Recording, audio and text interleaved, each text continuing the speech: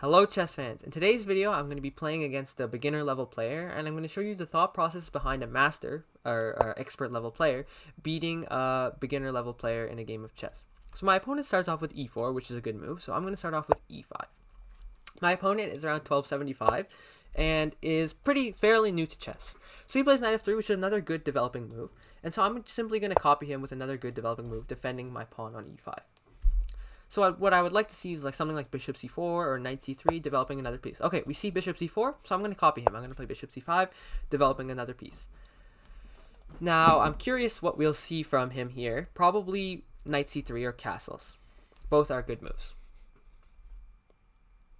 So far, my opponent hasn't made any mistakes. So at this point in the game, my beginner opponent is playing pretty well. So he castles, which is another good move. So I'm going to develop another piece. And I'm preparing to castle as well. Okay, he plays knight c3.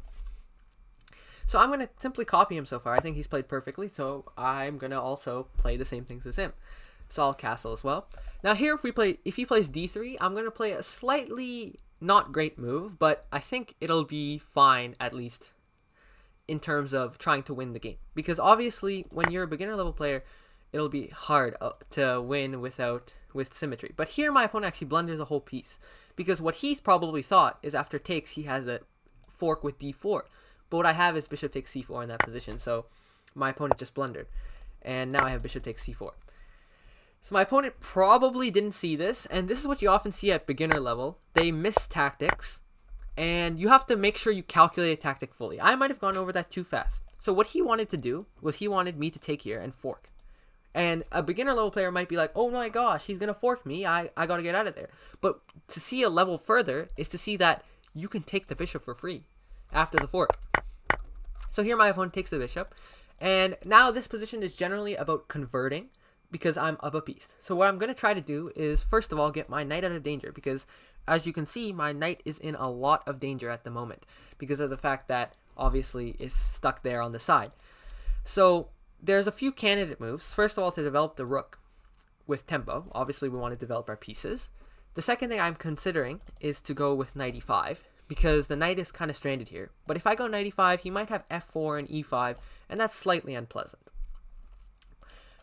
Good to notice is the fact that the knight is actually having two escape squares. So even if he does attack my knight, I don't really have to worry about it. So that's why I don't really think my opponent has a threat. So I'll just continue on making my own threats with rook e8, threatening to take this pawn. Often, beginners miss threats like with rook e8 attacking a pawn, and they might continue developing with something like bishop f4 or something.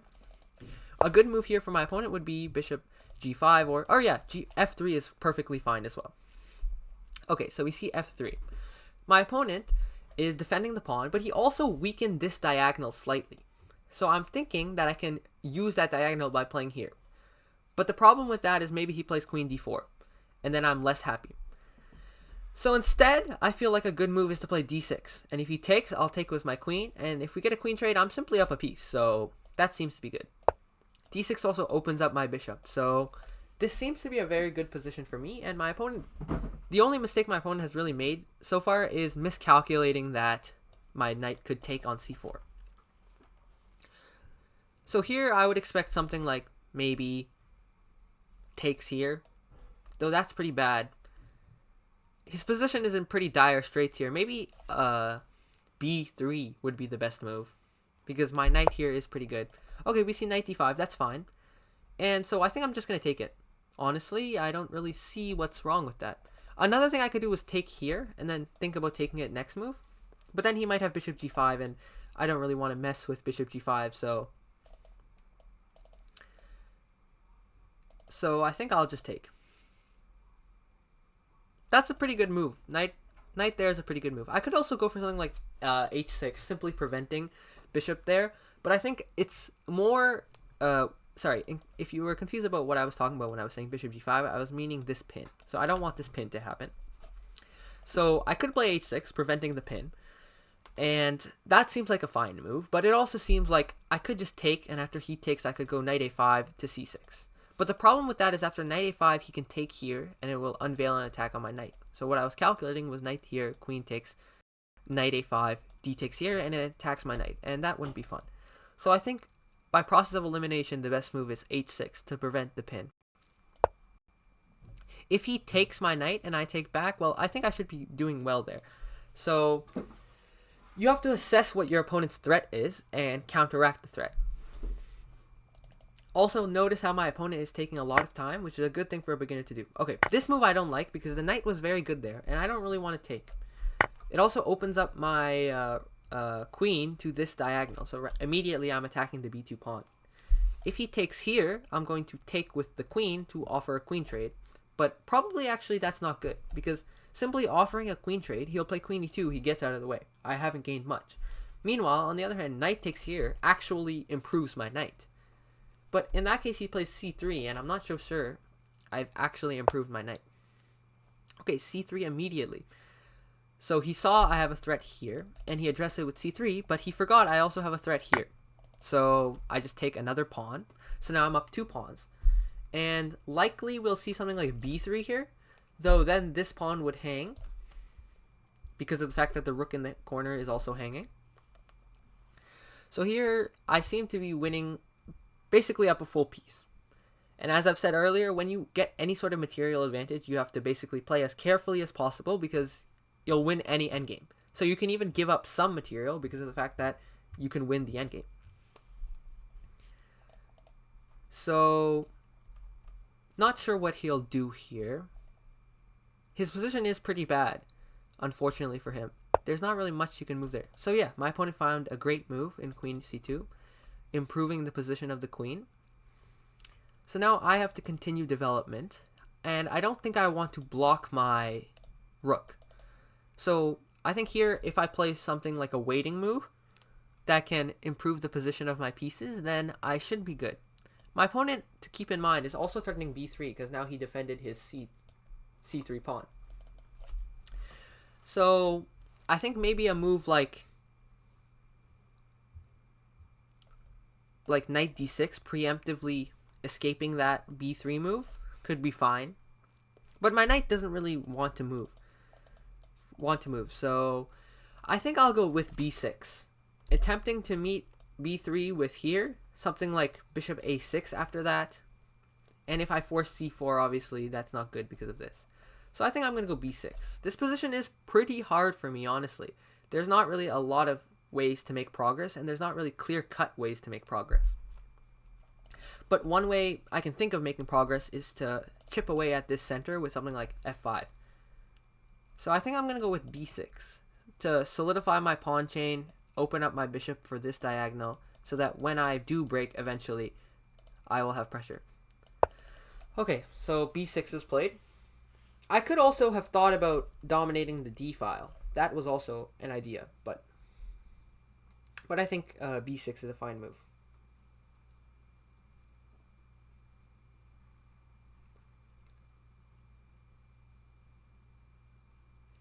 To keep in mind, if he played a queen here to double attack my rook and my knight, I would have knight d6. An important tactic to keep in mind in case any of you are wondering why he doesn't have queen a4. In the last position, he didn't have queen a4 here because I had knight d6.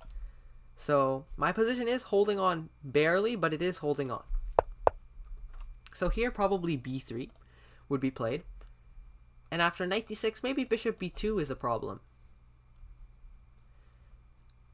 And then if I would play bishop a6, he'd play c4. And there's not really a clear-cut way of making progress again. So my opponent has played really well, other than the fact that he blundered a piece in the opening. He's played really well at trying to get as much counterplay as possible. When you're a beginner level player, usually you can still overcome if you're down like a rook or down a knight or something like that because of the fact that your opponent often makes blunders. And these blunders help you make the game. Lots of beginner games are not decided by positionally outplaying opponent, like tactically outmaneuvering them, but instead by who can keep as much pieces at the board as possible. And that's something you have to keep in mind when playing other beginners. So my opponent is thinking here, okay, he ends up playing b3, which is a good move. So I'm simply going to go back to d6 because I have to defend this rook.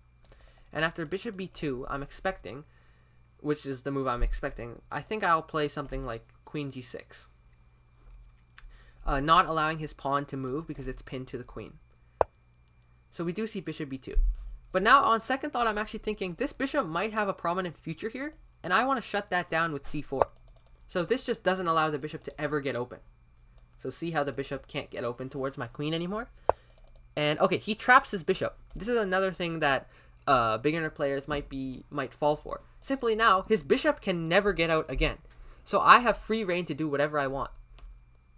The bishop might only get out through something like here or here, but in that case it's pinned by the rook. So what I want to do now is have a concrete plan. And my plan is to play queen g6 and f5. And then my pieces will start being activated.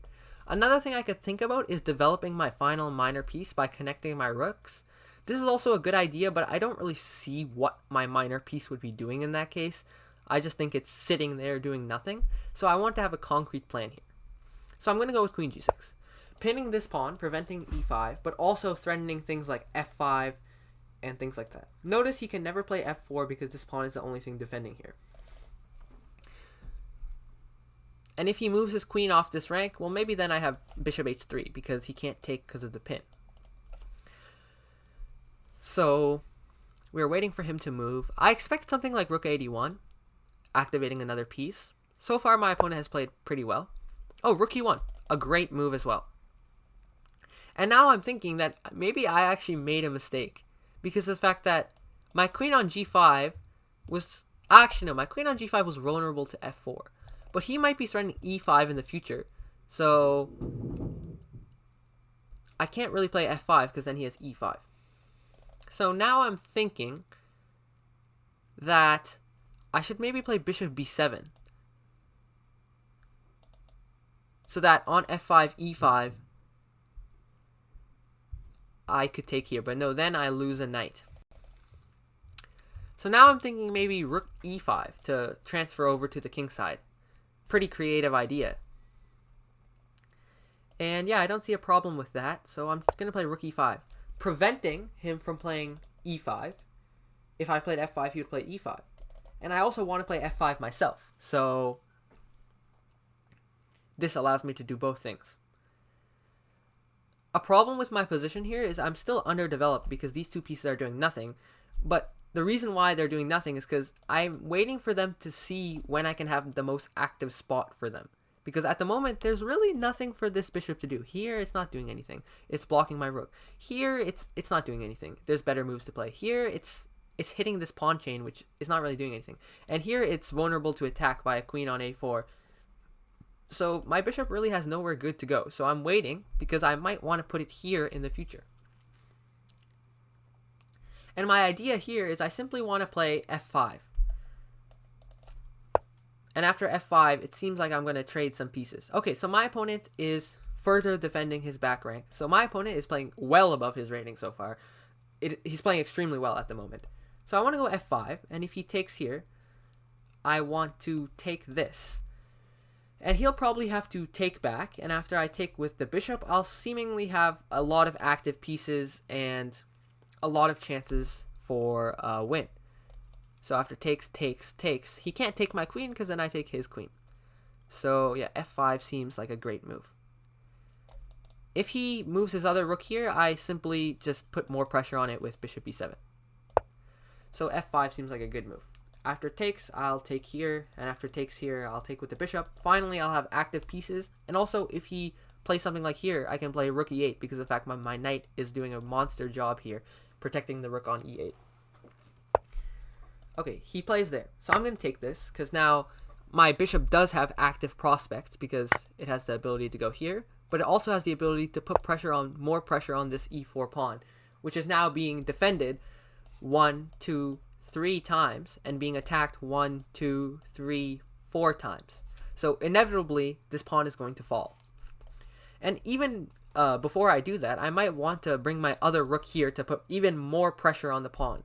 Because if I immediately take here, there might be some worries about a pin on my rook. Or if I immediately take here, there might be some worries about a pin on my queen. So I probably want to wait some amount of time before I fully commit to taking. Though if I take with the bishop, and then he moves his queen, and then I move my rook something like here, then there actually is no more pins, because he doesn't want to take here because he loses an exchange. So my opponent is pretty low on time at the moment. Another thing to keep in mind is a beginner player takes a lot of time to calculate things. So my opponent is probably calculating out what he thinks is the best course of action, but there isn't a really good way to defend the pawn. So now I'm thinking I could play rook e8, putting more pressure on the pawn, or I could just immediately take the pawn. Immediately taking the pawn is both safer and also more dangerous with like something like rook takes, and bishop takes, because I would rather like have a rook behind there with another rook takes. But I think I can just take with the rook. After takes with the rook, he does have this pin here, but I think it's defended sufficiently. Something like bishop f4, bishop c1, f4 could have been scary if he did it on the last move, because this bishop here, unfortunately, doing nothing. So my opponent is thinking. He's probably thinking about what to take it with, but at this point, all I have to do is damage control. I have to make sure that I don't lose any pieces, and I keep intact with the tactics, and hopefully win as many pieces as I can. As I saw, I managed to crack his strong center by thrusting my own pawn up.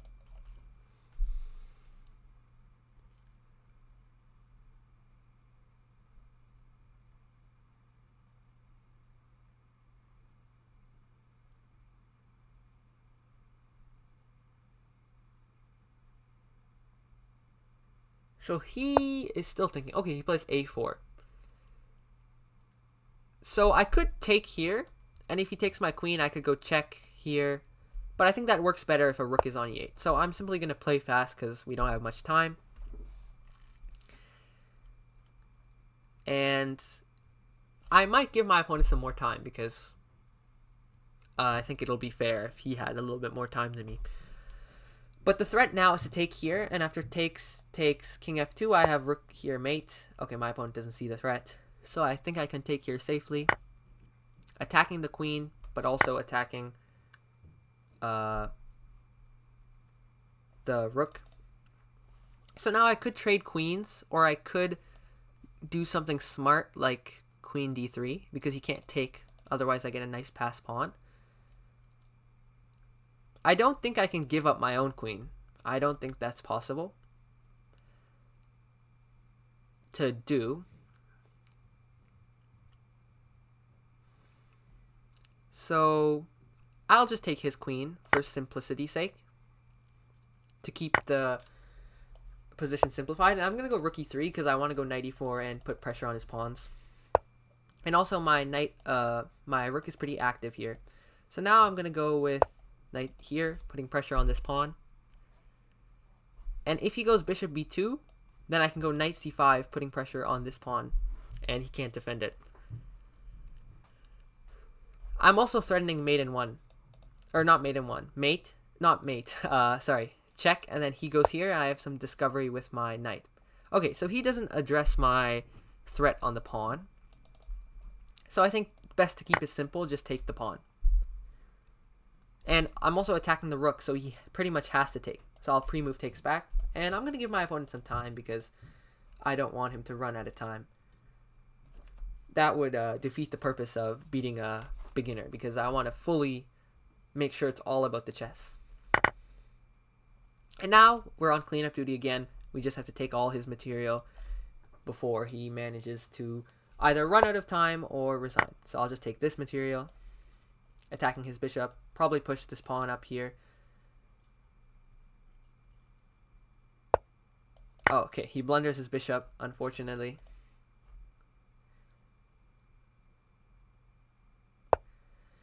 And now I just have to take this pawn or push my own pawn. No point in winning this pawn because this pawn is not really that valuable. It's stopping 3 of my pawns, but making a queen is a little bit more valuable. I probably want to get my knight here somehow, and I can do that by doing this. So I'll do that. I'll also make sure he has some pawns on the board so it's no stalemate. And now the idea is knight b3 to cover this square and finally make a queen. So now knight b3, attacking the king and also covering this square, so the king has to move away to allow me to make a queen. And now I have to be careful of stalemate Hopefully I don't stalemate at my level, but it's always something you have to consider, that if your opponent has enough squares so that he can survive. So I'm just going to give away my knight because ladder mate is something that I feel would also be instructive to this video. And his king can still move to a lot of squares, so I don't have to worry about that. And if he takes my pawn, I'm just going to ignore it. I don't really care about his pawn being there. I think a queen is probably more valuable than anything that a pawn could do. And now all I have to do is make sure every single move comes with a check, so I avoid stalemate. So I'm just not gonna think about any of my moves because I just have to make sure every move is a check. So that was a good game by my opponent. I showed a lot of ways that you can beat a beginner level opponent and the ways that a master or expert level player thinks about beating such beginner player opponents. I also showed you some of the mistakes that are often made by beginner level players. I apologize for the time thing on the side because I messed it up slightly. I just realized. So that's the end of today's video. Thank you guys for watching. See you next time.